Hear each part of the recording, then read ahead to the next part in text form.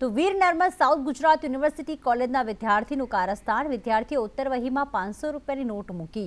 Professor pass કરી દેશેની આશાએ પૈસા મૂક્યા। સાયન્સની પરીક્ષામાં કોપી કેસની સુનાવણી।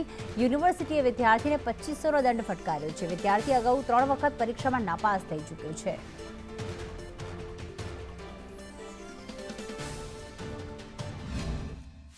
ગુજરાત યુનિવર્સિટીની વાર્ષિક પરીક્ષાઓ ચાલી રહી છે, જેની અંદર સદરહુ વિદ્યાર્થીએ પોતાની ઉત્તરવહીમાં ₹500ની ચલણી નોટ મૂકીને મને પાસ કરી દેજો એ પ્રકારના લખાણો સાથે એ કેસ બહાર આવ્યો છે।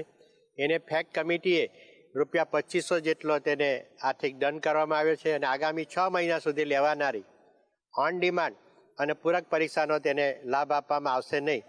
અને મોટાભાગના બાકીના વિદ્યાર્થીઓ હતા એ માઇક્રો ઝેરોક્સ લઈને આવ્યા હતા।